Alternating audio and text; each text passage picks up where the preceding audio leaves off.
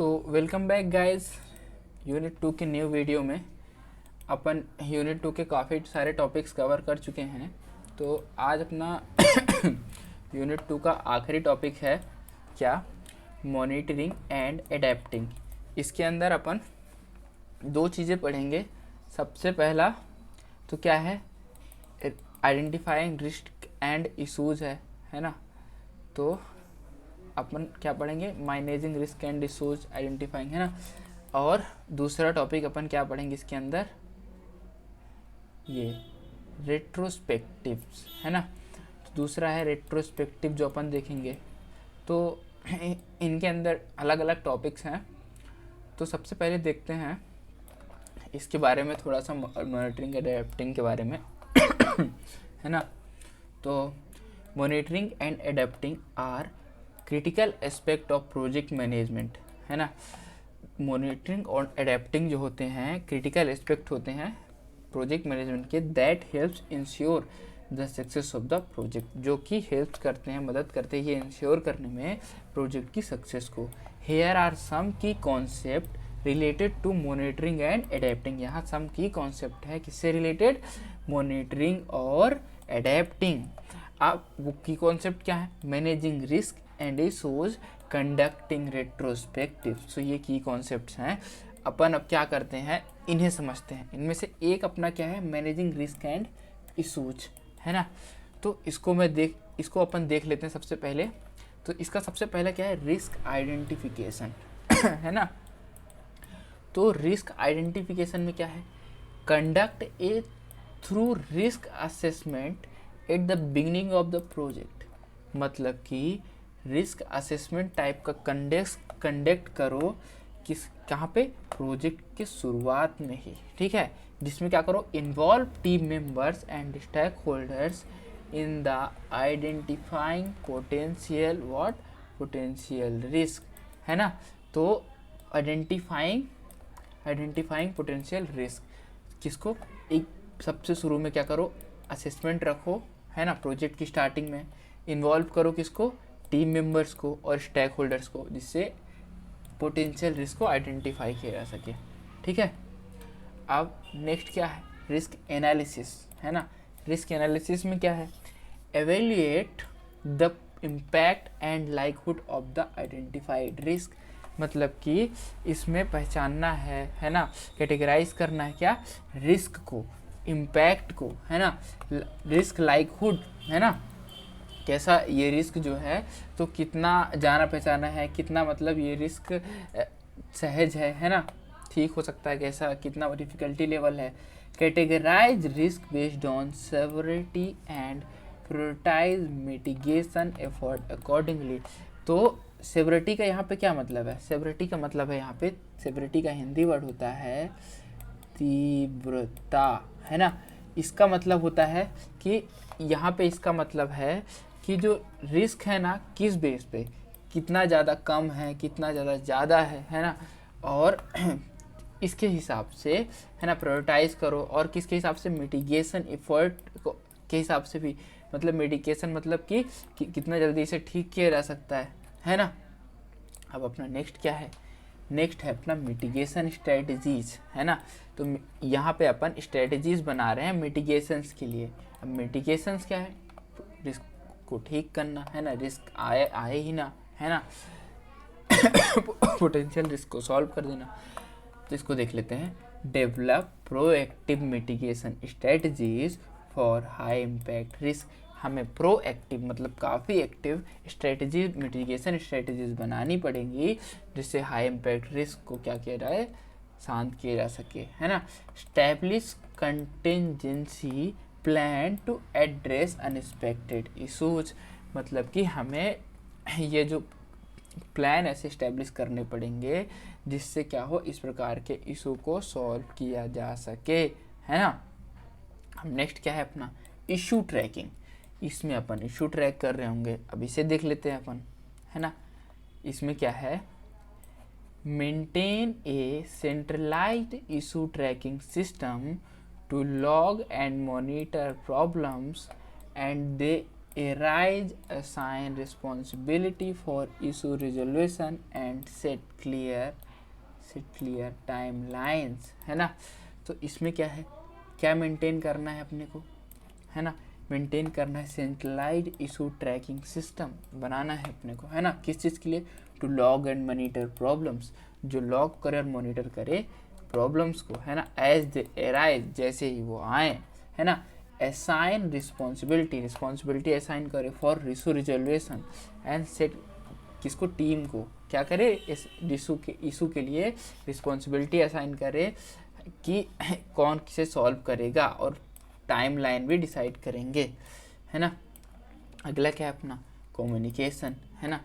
Clearly communicate identified risk and issue to all relevant stakeholders, keep stakeholders informed about the status of the mitigation and resolution efforts, मतलब कि जो stake holders के साथ क्या है कि clearly communicate करना चाहिए इशूज़ रिस्क के बारे में, है ना, और उन्हें हमेशा इन्फॉर्म करते रहना चाहिए स्टेटस ऑफ द मिटिगेशन, मतलब रिस्क कितना ज़्यादा शांत किया गया, ठीक किया गया, है ना, रिजोल्यूशन एफर्ट कितना लगाया गया।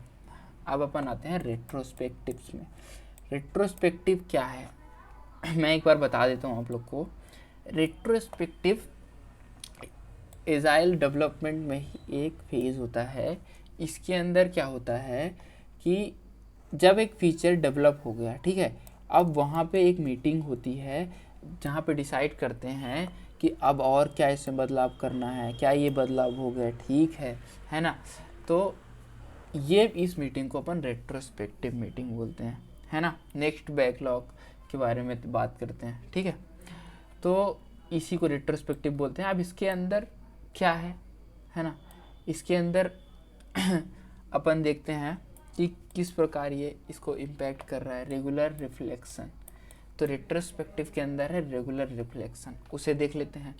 Conduct regular retrospective at the end of project phase और आइट्रेशन, मतलब कि रेगुलर रेट्रोस्पेक्टिव मीटिंग बनाओ प्रोजेक्ट के एंड फेज में, है ना, या फिर आइट्रेशन के एंड में। Reflect on what went well, मतलब जो कि दिखाए क्या हुआ अच्छे से। व्हाट कुड बी इम्प्रूव, क्या और हो सकता है अच्छे से, है ना, वो उस फीचर में क्या और अच्छा इम्प्रूव हो सकता है। व्हाट लेसन वर लर्नड, क्या लेसन इससे सीखे जा सकते थे। अब अगला क्या है, टीम इन्वॉल्वमेंट, है ना। रेट्रोस्पेक्टिव का अपना क्या है अगला, टीम इन्वॉल्वमेंट। अब इसमें क्या है, involve the entire team in retrospective together diverse perspective, encourage open and honest discussion to identify both positive and negative aspect of the project। इसका क्या मतलब है, involve the entire team in retrospective, मतलब कि सारी टीम को इसमें involve करो। टुगेदर डाइवर्स पर्सपेक्टिव, अलग अलग प्रकार का पर्सपेक्टिव देखने के लिए, है ना, इकट्ठा करने के लिए। Encourage open and honest discussion, हमें ऑनेस्ट डिस्कशन को इनकरेज करना चाहिए, जहाँ पे कोई भी आइडेंटिफाई कर सके, बोल सके पॉजिटिव और निगेटिव दोनों, है ना। इससे क्या होगा कि सारे पहलू हमें दिखेंगे प्रोजेक्ट के, है ना, रिस्क के। अब अगला क्या है अपना, कंटिन्यूअस इम्प्रूवमेंट। तो कंटिन्यूअस इम्प्रूवमेंट में क्या है ये देख लेते हैं। Use retrospective findings to implement changes and improvement in process and workflows, मतलब कि रेट्रोस्पेक्टिव मीटिंग में जो फाइंड किया गया, जो पता लगा है, उनको यूज करो इम्प्लीमेंट करने में। क्या चेंजेस एंड इम्प्रूवमेंट, क्या पिछले में चेंज करना है, क्या इम्प्रूवमेंट करना है ना, in progress and work flows. Foster a culture of continuous improvement with in the team, एक कल्चर बनाओ टीम के अंदर, है ना, उसे बढ़ावा दो कि कंटिन्यूअसली ये इम्प्रूवमेंट होते रहे, है ना। अब अगला क्या है अपना, सेलिब्रेटिंग सक्सेस, है ना। तो इसके अंदर क्या है ये देख लेते हैं। Acknowledge and celebrate project milestones and success, recognize the effort of team member and reinforce positive behaviours, मतलब कि टीम मेंबर के अंदर एक्नॉलेज क्या करेंगे, सेलिब्रेट करेंगे प्रोजेक्ट की छोटी से छोटी सक्सेस को, है ना, माइलस्टोन जो कि अचीव करेंगे, है ना। Recognize the effort of the team member, कोई भी टीम मेंबर किसी ने एफर्ट लगाया है सबको रिकॉग्नाइज करो, सबको एक्नॉलेज करो, सबको मतलब सेलिब्रेट करो, है ना। और रीइंफोर्स पॉजिटिव बिहेवियर, और पॉजिटिव बिहेवियर को बढ़ावा दो, है ना, ताकि थोड़ा सा लोग मन से काम करें। तब जब लोग मन से काम करते हैं तो अच्छा करते हैं। अगला क्या है अपना, अगला है डॉक्यूमेंटेशन। डॉक्यूमेंटेशन देख लेते हैं अपन रेट्रोस्पेक्टिव के अंदर। Document retrospective outcomes and action items. Document किस चीज़ को करना है, रेट्रोस्पेक्टिव आउटकम को, कि मतलब उस मीटिंग में जो हमें पता चला कि क्या सही करना है क्या नहीं करना है ना, क्या इंक्रीमेंट करना है, और उसमें जो एक्शन लिया गया है ना, इन आइटम्स को डॉक्यूमेंट करो। फिर refer back to lesson learn in subsequent project phase to avoid repeating mistakes. मतलब हमें रेफर बैक करना है लेसन लर्न, जो पहले हमने लेसन लर्न किया है, back to lesson learn in subsequent project phases, मतलब पहले के प्रोजेक्ट के फेजेस में। इससे क्या होगा, हम अवॉइड करेंगे क्या, टू अवॉइड रिपीटिंग मिस्टेक्स, हम उन्हें मिस्टेक्स को वापस से रिपीट नहीं कर रहे होंगे, ये हमें फ़ायदा हो जाएगा, है ना। तो ये था अपना रेट्रोस्पेक्टिव, है ना। अपन ने यहाँ पे पढ़ा 1 2 3 4 5 पॉइंट रेट्रोस्पेक्टिव के पढ़ें, और लगभग 1 2 3 3 4 और 5 पॉइंट है इसके पढ़े रिस्क का, ये मैनेजिंग रिस्क के। इस प्रकार अपना ये टॉपिक क्या है यहीं पे ख़त्म हो जाता है, ठीक है। यूनिट 2 आज से हो गई है ख़त्म।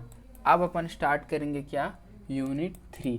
तो यूनिट 3 में अपन देखेंगे स्क्रम के बारे में। तो जैसे मैंने यूनिट 1 में और 2 में बहुत ज़्यादा ठीक से स्क्रम वगैरह के बारे में अच्छे से बता दिया है, ओवरऑल मैंने लगभग एक्सप्लेन कर दिया है 70 to 80% स्क्रम, पर इसमें फिर से मैं वही सारी चीज़ें समझा दूंगा यूनिट 3 में भी, क्योंकि स्क्रम है पूरा, उसमें भी ओवरव्यू है, उसमें भी रिलीज प्लानिंग है ना स्क्रम की। तो मैं बता दूंगा, बहुत सारी चीज़ें सेम लगेंगी, तो आप लोग को और भी मज़ा आएगा, चीज़ें और भी अच्छे से समझ में आएंगी।